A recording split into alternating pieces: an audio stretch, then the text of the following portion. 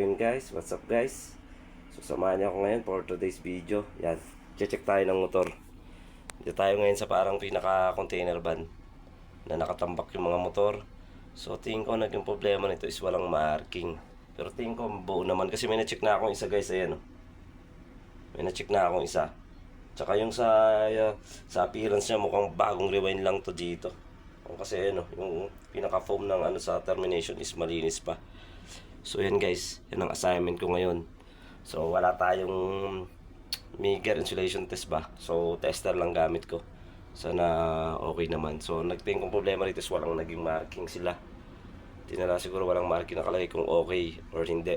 So bali di parang nilagay lang dito.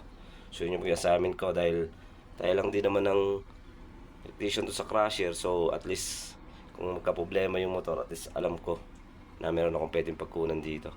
So pasensya na kayo guys, hindi pa rin maganda yung boses ko, nasobrahan yata tayo sa pag-voice over. So guys, follow nyo rin pala yung page ko, yung Wilson TV. Ayan, Wilson TV yan, follow nyo rin yan, no?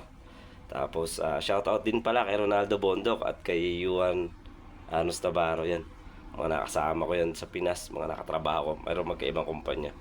So yun lang guys, salamat uli sa panonood nyo. So yun guys, salamat.